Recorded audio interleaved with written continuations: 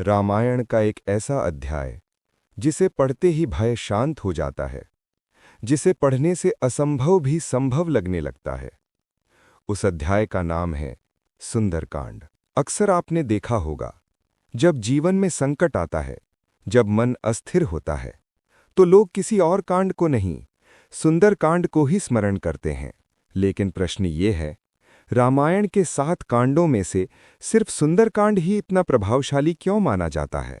बालकांड में जन्म है, अयोध्या कांड में त्याग, अरण्य कांड में वनवास, किष्किंधा कांड में मित्रता, लेकिन सुंदरकांड में केवल कथा नहीं, परिवर्तन है।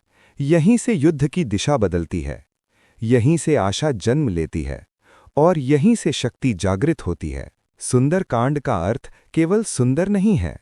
संस्कृत में सुंदर का अर्थ है जो भीतर से पूर्ण हो। ये वो कांड है जहां एक साधारण दिखने वाला पात्र अपनी असली शक्ति को पहचानता है, और वो पात्र है हनुमान।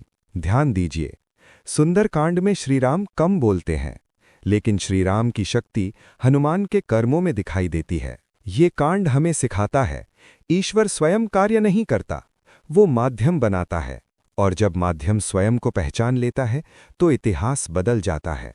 सुंदरकांड वो क्षण है जब हनुमान को याद दिलाया जाता है कि वो कौन है। ये केवल कथा नहीं, ये हर उस मनुष्य की कहानी है जो अपनी शक्ति भूल चुका है। शायद इसलिए सुंदरकांड डर को नहीं मिटाता, बल्कि डर से बड़ा बना देता है। लेकिन असली प्रश्न अभी बाकी है। अगर सुंदरकांड इतना शक्तिशाली है, तो हनुमान को अपनी शक्ति याद दिलाने की जरूरत क्यों पड़ी?